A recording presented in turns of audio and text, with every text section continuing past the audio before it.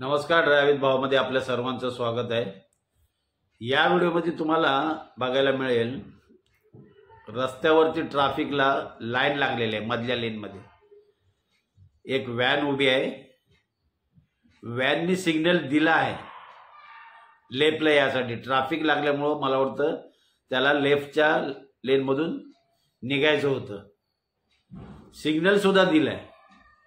चुकी फक्त त्याची एवढीच झाली की गाडी ज्यावेळेला तिने लेफ्टला काढली त्यावेळेला तिने गाडी एकदम हळूवारपणे गाडी बाजूला काढायला पाहिजे होती, म्हणजे लेफ्टला घ्यायला हवी होती।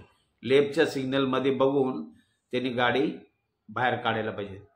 सिग्नल दिला, त्याला वाटलं की गाडी आपली निघेल, त्यामुळे त्यांनी गाडी सिग्नल दिला ही चांगली गोष्ट आहे, पण त्यांनी जी गाडी काढली ती स्पीडमध्ये काढली, झटक्यात बाहेर काढली।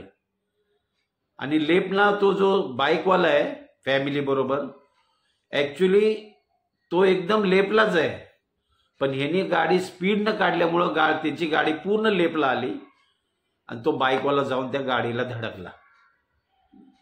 चुकी व्हॅनवाल्याची, त्यांनी पटकन गाडी बाजूला बाहेर काढली। त्यांनी स्लोमध्ये काढायला हवी होती, बाईकवाल्यांनी थोडंसं कंट्रोलमध्ये चालायला हवं होतं।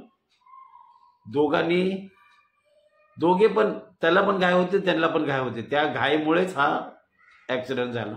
नशीब चांगलं की मला वाटतं दुखापत झाले असतील बाईकवाल्यांना, पण व्हॅनवाले उतरून त्यांनी सावरलं। तर अशा घटना घडू शकतात रस्त्यावर।